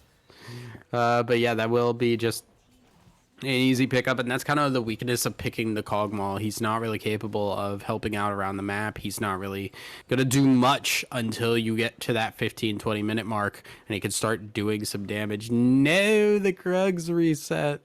But I mean, you also on the top side, 12 IQ soaking up that pressure from the jungler in response. I think ganking this Lilia is really just kind of out of the question going forward. She's going to move too fast. She does too much damage, and Nub is not in a position to do much. Yeah, and I think it really came down to Nub buying a cull. Like, Nub is sitting on a cull right now, and that's a pretty greedy pick as, wait a minute, I might be able to eat my words here. 12 IQ getting shoved into the wall, flashing away, looking for the ultimate, can't quite find it. The shutdown is going to go on to Viego, and that does not seem good to me. That would be correct, Shinkari. It was not good. Yay, I did it! Not good. I also loved the I might be able to eat my words. Like that will make them somehow corporeal and able to be eaten. But I don't know, just eat your own words. Yeah. Yeah, just do it. Stop being a coward. Just open your mouth and put the words in. It's okay. Well, I'll get alphabet soup, and then Yeah. I'll arrange it in the words that I said, and then we'll see who's laughing. Or hungry. Or hungry. Yeah, well, it won't be me. Viego getting a nice 2-0 start. Remember, that is what we need to see. We need to see Viego getting going and being a threat, because he is going to push this game a little bit further. Because right now, Victor not going to be useful for a while, as that has become very clear. Yeah, Mockingbird doing a whole lot of damage here. Fat Dubes getting some good return damage here as well. That ultimate is still available for Mockingbird if they want to go for. Ionia still stands. They're diving right in here. Fat Dubes going in. Ashen Chevalier trying to get that last bit of damage here. Flashes away from the Chaos Storm, and the Gravity Well is going to give them that kill underneath the turret. Yeah, Victor just really being put down hard here. Doesn't do any damage. You can see flashing away from the tower. The Chaos Storm wasn't even really a threat. Not going to put Poppy at risk at all. And Mockingbird and Ashen Chevalier are doing a lot of work in this mid lane. Yeah. It's really they're doing very, very good, and this is basically what they're looking for. They're looking for the snowball off of Irelia here as 12 IQ and Nub Poofa are going at it once more. Once again, Lilia just very good at getting in there, doing just a little bit of damage and hippity-hoppitying her way out of there. Hippity-hoppity, this lane is now my property. Yeah, I'm waiting for the Lilia musical. Right? The Lilia musical? Yeah. Does she not strike you as the type of champion that would be able to star in a musical? I don't think she definitely, well, Lilia, to bird know. Shinkari. I mean, yeah, she is like a very much a Disney princess type character, but she's just like, I don't know. Why would you want the shyest person in existence on a stage? That seems like a bad idea. No, because that's the character. It's that you can build things happening around a shy person. That happens all the time. That is a trope. Okay, sure. So who is playing Lilia then? Who plays Lilia in this musical? I don't want to know what. Okay, here we go. Fat Dubes is finally getting some support from Dewey. There is Nub Poofa. Oh, they're drowsy. They're asleep underneath the turret here. They're going to grab that flash and just walk away here. So pretty good pickup in that top lane there. 12 IQ still continuing to do very well in this top lane here. Yeah, just more pressure, Joby. Gonna try and show up and give a little help. But were you asking me like what actual real life person would play Lilia? Yeah, I mean, in that, I don't know. I don't know actors. Okay, well, I don't know. Look, it could be anybody. Just get Meryl Streep. Cruise. You know, Meryl Streep can do anything she wants, so she could probably be Lilia. Oh, all right, here we go. Alpaca Bowler 2, looking for Brandy Fan here. The exhaust is coming out. They're flashing forward. They definitely want this. Kog'Maw stunned underneath the turret, going to get that Zillion ultimate. Alpaca Bowler 2 is going to get that away. Might be able to live through this just a little bit longer. Not this time. Brandy Fan lives to tell the tale thanks to good old Grandfather Clock, and they're going to be able to grab themselves a big old kill in the bot lane as well. Time marches forward and Tom Kench marches away from the tower to his doom as Kog'Maw wins that one and comes out a little bit ahead. Tried to time that really well. I liked what I saw from Alpaca Bowler too. Just wasn't able to time that perfectly and fell in the process. So a nice turnaround, and that does give a little bit of life here where we weren't really seeing a whole lot from the side of Disperse. Yeah, and they are able to pick up this Drake as well. 12 IQ might actually be in some trouble here. Nub Poopfa, dodged around it really well. Might be able to get this. It's so close, but the minions and the dot is going to be the one that takes it for 12 IQ. What a nail biter up in the top lane. Oh, the boulder toss missed, and that was the difference. If that boulder toss had hit, 12 IQ would have fallen. It would have been a nice turnaround.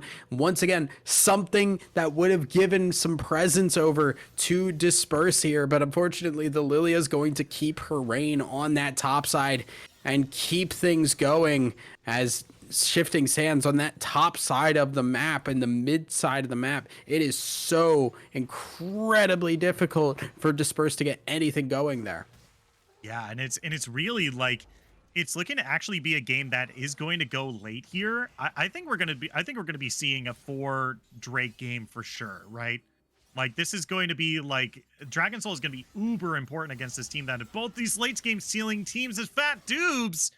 1-2 punch by the Irelia here.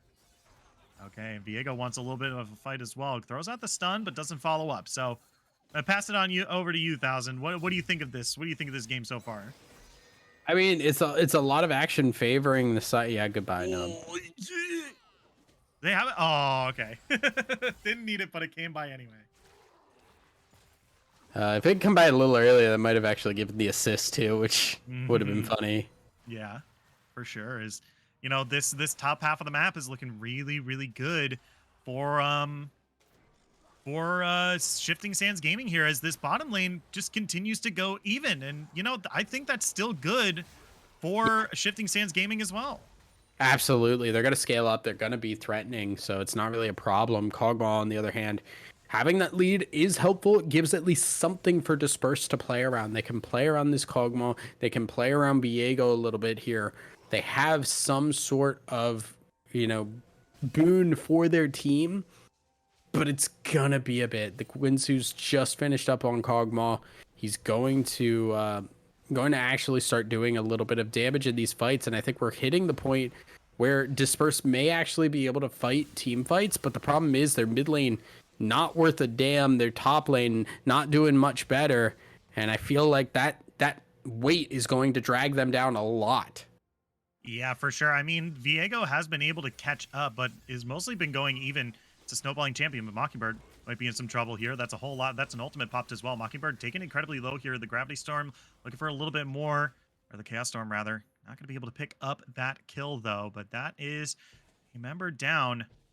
And then once again, we're getting into these scenarios where maybe Disperse might have been able to find a kill, but you know, they're not really able to get a whole lot off of it besides maybe some damage on a turret. So this might be able to give some breathing room to Victor here, catch up in gold, maybe even get that turret. But at the end of the day, you know, there's no Rift Herald, there's no Drake. Yeah, Nampufa getting in a little fight here, doing some damage, but Zdex, no. Yeah, Grandpa's going to go down here, going to get the res as well, but the rest of the team is still ready for him to be slammed up against the wall. Zdex goes down. Tony Wazinski is going to be the one picking up the kill here, as Kog'Maw is going to get a little bit of taste of his own medicine as he is spat back out into the team here. And Alpaca Bowler 2 is going to be the one picking up the kill there. 2 for nothing down in the bot lane, as that's going to be a teleport by the blue team here. Mockingbird's going to be the one picking up the kill. Now it's another 2v2 up in this top lane, but Mockingbird just does so much damage. Matt Dubes goes in here. Maybe Juby can be able to turn this around, but 12 IQ does so much damage as well. Dives back in. Juby gets stunned as he walks back into it. It's an ace. It's across the map ace. Holy moly. The walls were crashing down and it was just being held together by tape, and all of a sudden everything falls apart there. The bot lane, like you said, Zdex just unfortunately getting caught out, gets the Kog'Maw dead too. Top lane falls apart, mid lane just doesn't go well either. It's just everything goes down, and now Nampufa showing up, not going to be able to do much, probably just going to die in the process. Yeah, they're taking so much damage here. They're still looking for a little bit more. Conqueror has proc for 12 IQ here, and they're getting a decent chunk of damage here. But that is Mega Gnar popped and Viego on the way. They're going to have to run for their lives here. I don't think they want any more from this fight. Viego is going to pump up Nampufa, give them a little bit more movement speed. But the red team is long gone. This team fight is going to resurface itself around this dragon pit. Let's see how it pans out. I really just don't think Disperse can fight this. I think they just need to give this one away. It's second dragon. It's not the end of the world. You want to be able to farm up, hit those late game power spikes. I don't think fighting this is the right call. Viego has popped the mist here. They're still looking for a little bit more. They have started the dragon. The red team needs to answer. 12 IQ is on top of Fat Dubes right now, looking for a little bit more. The Chaos Storm is going to do a decent chunk of damage. The objective bounty has been taken, and now the rest of the team is going in. Mockingbird going in right here, looking for the kills. Going to be able to get the ultimate from Zillion here and use themselves as a sacrificial lamb. Mockingbird picks up another kill here, but I think at the end of the day, this is a massive, massive, massive pickup for Disperse here. I don't understand why Shifting Sands didn't fight that. I recognize they were sitting on a lot of gold. They had a lot to actually spend, but at the same time, they're still stronger overall. Like, Mockingbird has a level advantage. The 12 IQ is absolutely huge in comparison to Nampufa. I really don't understand why they allowed themselves to get pushed back instead of trying to take that engage. You're really strong right now. Irelia just needs one item. She doesn't need to have multiple items. You just need that Blade of the Ruin King, and you're gonna do your job from start to finish. Yeah, and it was also interesting because like this gives them a whole lot of gold. Now, keep in mind, like that objective bounty, even with it, they're still 5,000 gold behind, but you know that was still a huge chunk of gold that went over to the blue team that can claw their way back into this game. You know, Viego is a snowballing champion and isn't exactly behind in comparison to the other jungler here. They have a decent amount of gold in their pocket, and they need to be careful here as Brandy fan has to flash away. Alrighty, that Abyssal Voyage was pretty good, so they're gonna have to back away here.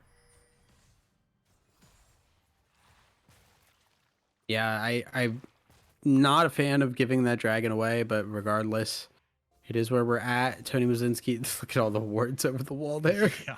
They're all from the same person too, unless they're using they're all using the same board skin. Yeah, Ward Skinnergy. That's Yeah. really the one that we really haven't talked about or really is underappreciated. All the team having the same Ward skin. I just feel like you're unoriginal at that point, but Really? I You're unoriginal. I feel if it's the default one, but if it's like a good one, like if everyone was using the oh man, what is it? The Kona skin, I think. oh Then yeah, that's yeah. really good. Yeah, the Zdex in here a little bit in trouble, but Diego's Wait, going to get this might be separated bad. out. They might actually be able to get away from this. Yeah, that was a bad spot. They're finally out of their exhaust was used Look as at well. Tony Brandy. Wazinski below half HP. Brainy fan still looking for a little bit more, but the scuffle is nothing more than that. But look at the bottom lane. Look at where Irelia is right now. The blue team being forced to stay here. Victor is coming to answer this push from Irelia, who's on an inhibitor turret. Yeah, this is kind of what I expected a bit more of. The Irelia being able to split push wherever she wants to go, and then just like, what is Fat Doobs gonna do? This man is 0-5, probably Yeah. about to be 0-6.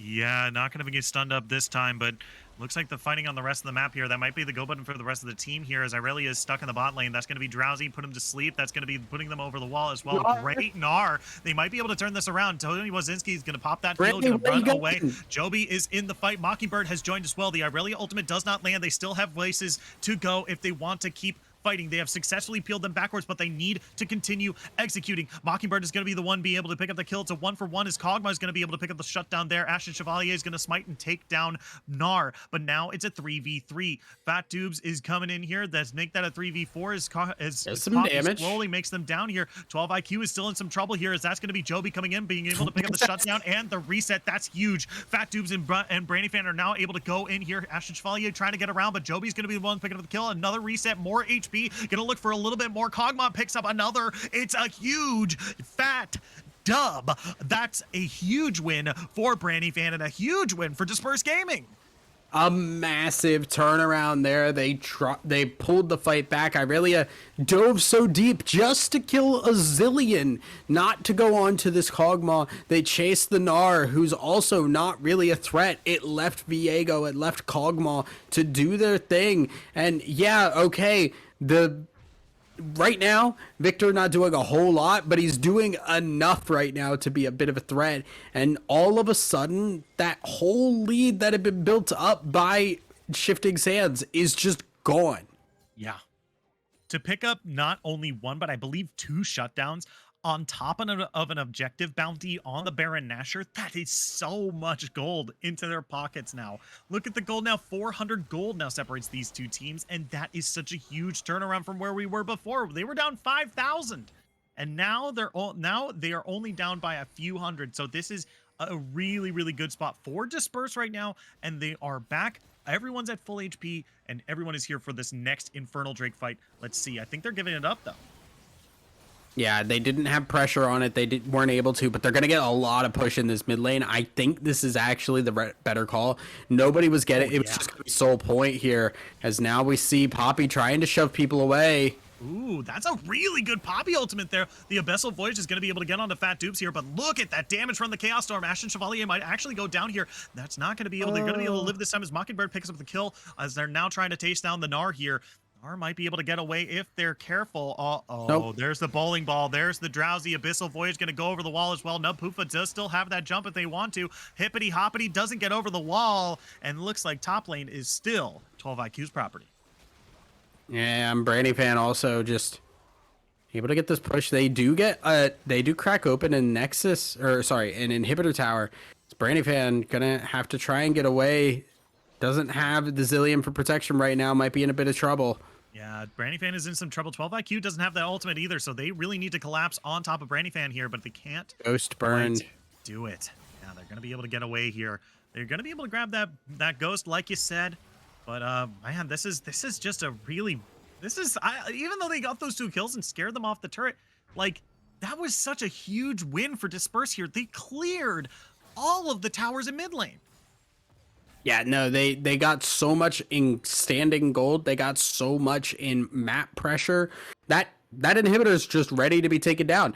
There has not been an inhibitor cracked by Shifting Sands. That kind of shows you the rate at which this game has changed. All of a sudden, despite just being on the back foot the entire game, Disperse have been able to pull themselves back in, and this Kog'Maw is just about ready. We're waiting on that Titanic Hydra to be finished.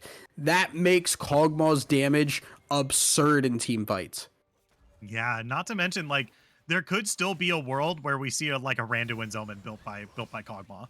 We have seen Tank Kog'Maw built in the past, and if they are going to go into a Titanic Hydra, like just getting that little bit of extra AP or that little bit of extra HP, should I say, just gives it just that much more damage that you're gonna be throwing out, and able to live some of these dives by Yeah. Mockingbird and some of this poke damage by Tony Wazinski as well. So not exactly a bad pickup if you ask me. Yeah, the AP, the H is silent, and health points, the HE, I guess, The is silent. HP. You know what? I got Yeah, mixed up because some people yeah. pronounce it with a really just solid H. You know, HP. They H. just kind of work out what's in their throat as they Yeah, do it. It's just HP. a yeah. Just Yeah. I do. I am waiting though, because like you said, the Kog'Maw, I Titanic Hydra. If you have not seen it, holy moly, it is a power spike and a half. Yeah. Not to mention, like Kog'Maw just doesn't have a mythic item. Like that's how powerful this Kog'Maw is right now. It's just like, yeah, I do all this without a mythic item. I don't need it. Right? Like it's probably going to be an immortal shield bow, like at the end of the day. But like, you know, this is really powerful from not having a mythic Yeah. item. Oh yeah. Well, I mean, it's just because of how hard he abuses all of these items together.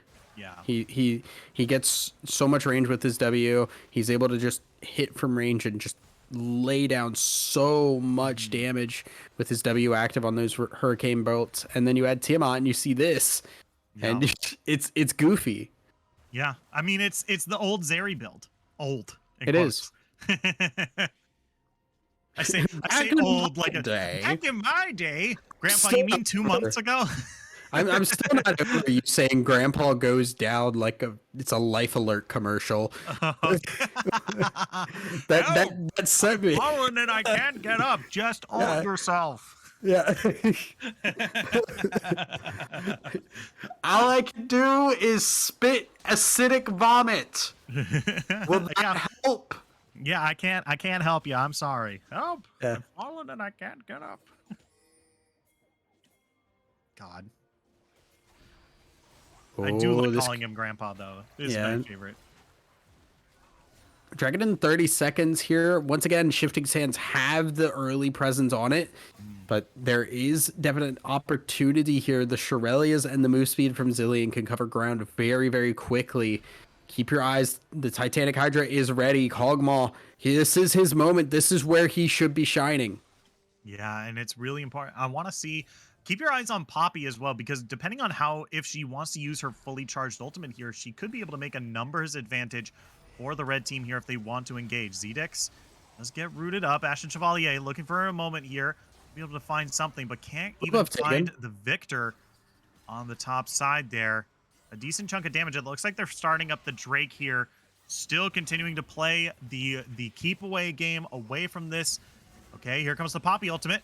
Not going to land, but it gives them the space they need in order to finish off the ultimate. Here's going to be the engage, though. Put the Drowsy onto Zillion. That's pretty big. Going to be able to find the kill as well, but it's 1-for-1 as Senna goes down to the backside here to Fat Dubes, as now they're looking for a little bit more. Tom IQ is pretty low HP. Tom Kench on the backside trying to run for their life here away from the Gnar. Going to be able to get away. The blue team looking to collapse onto the red side here. But yeah, they can't quite get it. 1-for-1 and picking up the soul point as well. But I hesitate to say of whether or not that was a victory, because now look at where the blue team is. They're immediately collapsing onto this inhibitor. I actually don't like them going for the inhibitor here. I feel like at a certain point they could have disengaged from that and gone over to the Baron. You have Viego Kog'Maw. You're going to shred that thing. And now Irelia going in.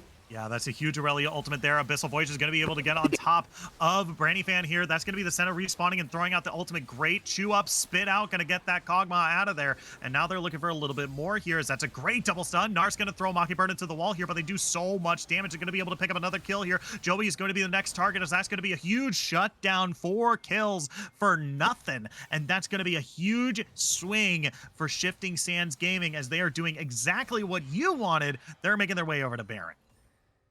Yeah, that is not what you want to see. I think going for the inhibitor was not the right call. Alpaca-Bolt. Remember, they only took down the Senna in that fight initially, so 4 people fully healed, just bought after that, and now showing up to that fight. Alpaca Bowler 2 really won that fight for them too by getting onto the Kog'Maw with the Abyssal Dive. Branny unable to really provide a whole lot in that fight thanks to that. And you see them win the fight. You see them get the Baron. Shifting Sands back on top where they've been most of this game. Yeah, and with a pretty significant lead as well. 1.5 thousand gold is going to be pretty big in comparison to some of these close gold things that gold advantages that we've seen across the game here. But this is, I still think that they're not out of the fight yet. I mean, Brandyfan has hit their big power spike here. Brandyfan is going to be very, very powerful. It's all going to come down to how Alpaca Bolt is going to be prioritizing and using that Abyssal Dive, and how the rest of the team is going to be playing around this Kog'Maw, because this Kog'Maw is huge. They are gigantic. Okay, they can't count them out just because they're 3 and 2. Yeah, gonna now be rough here as Kog'Maw, once again, we're seeing kind of where the lack of protection for Kog'Maw is coming in. You can make him come alive again, but it does not matter if there are 4 people to beat the hell out of him when he gets back up. Yeah.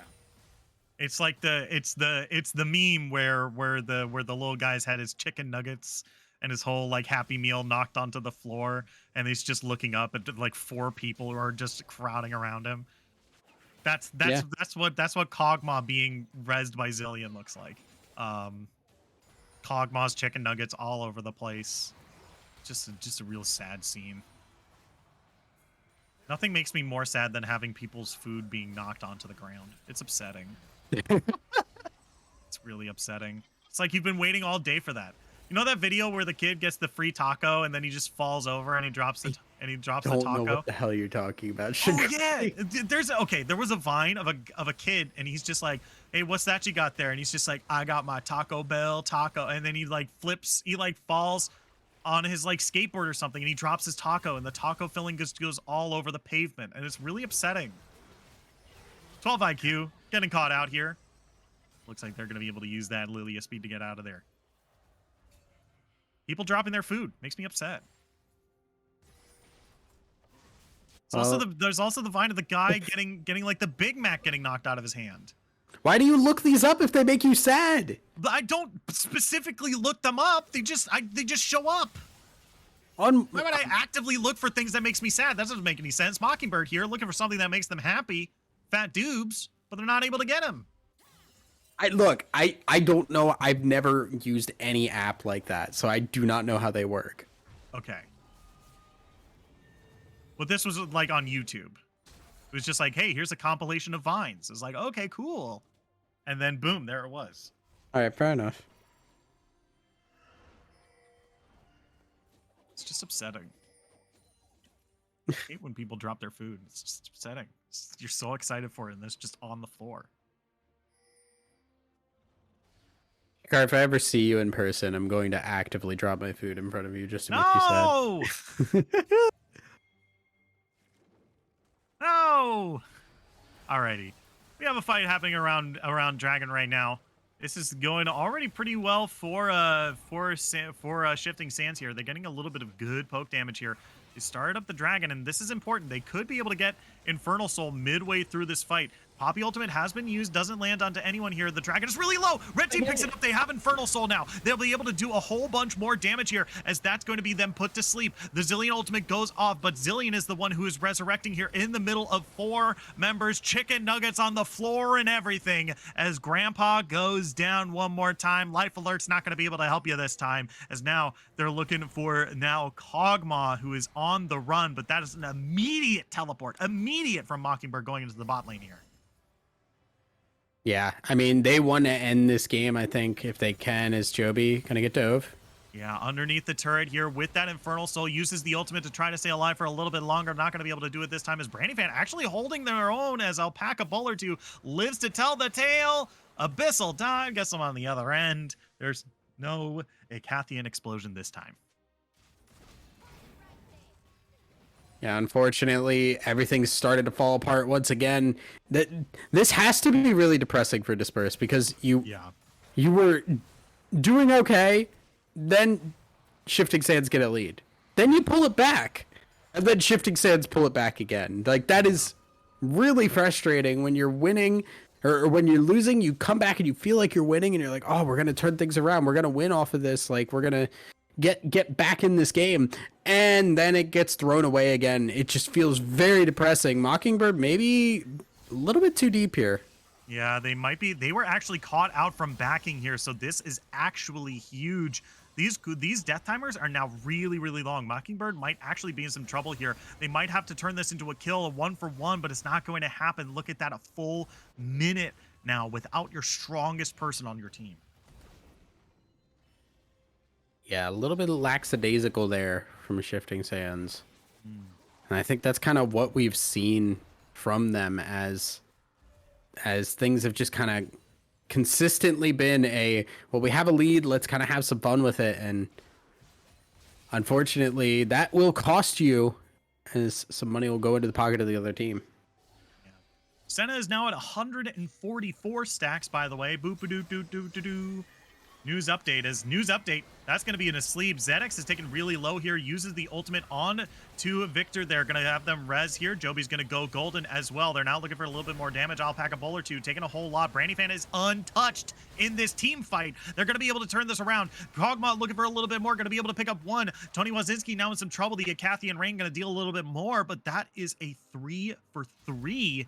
This team fight is looking really 3-for-2. 3-for-2. Is it not? Yeah, Mockingbird was already dead for that. I mean, hey, why not go for round 2? We were ahead once. We gave it away twice. Let's pull it back a second time now, as Disperse going to get themselves back in and just playing that really well, keeping Brandyfan alive, which is the key of this composition. I think Fat Tubes is starting to hit a point where Victor is actually going to be threatening here.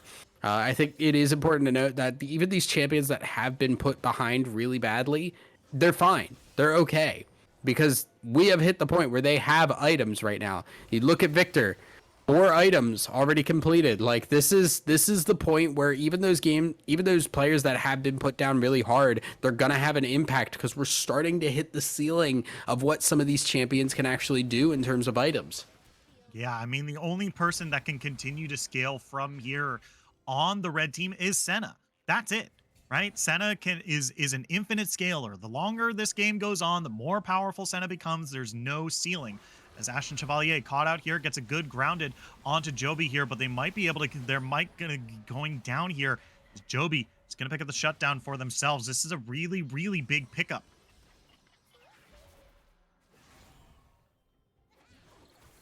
Now Poopfa looking for a little bit more here. Actually going to get that 3 hit slow here. So they're looking for a little bit more. Not going to be able to find it.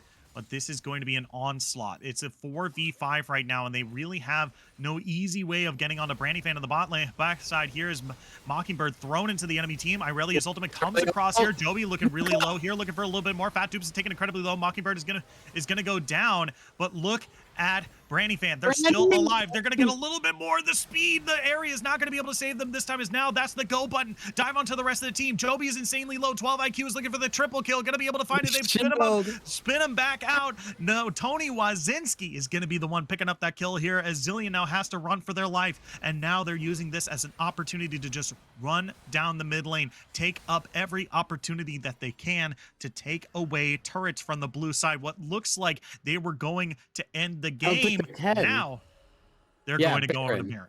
Yeah, I know. I think Barrett is the right call here. They don't have the minion wave to go for any of these inhibitor towers, and you're gonna be able to do it. Senna at this point, her damage is there. Her healing is gonna be enough to keep Packable healthy. You have the jungler.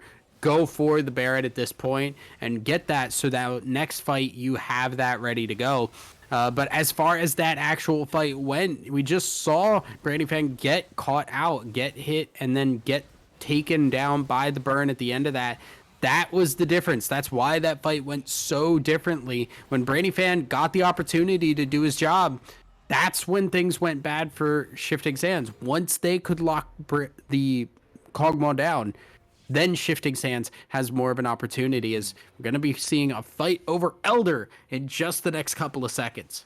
Yeah, I don't think that this is going to be like, hey, we got Elder, we won the game. It's going to be we won this team fight, we won the game. Absolutely. Keep your eyes on that Kog'Maw. Kog'Maw is the hit or miss for this game. If Kog'Maw can hit freely, Kog'Maw will win the game. Otherwise, it's gonna be Shifting Sands taking it. So keep your Yeah. eyes peeled.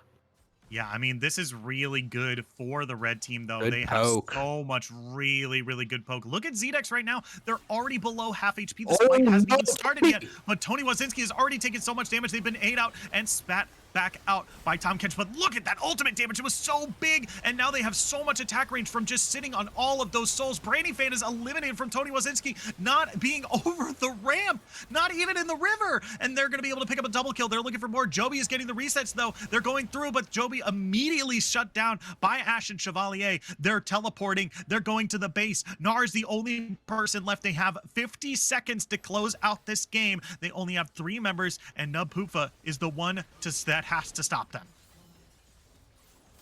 It's all on to the Gnar here. Will he be able to keep this game alive, or will it be the 2-0?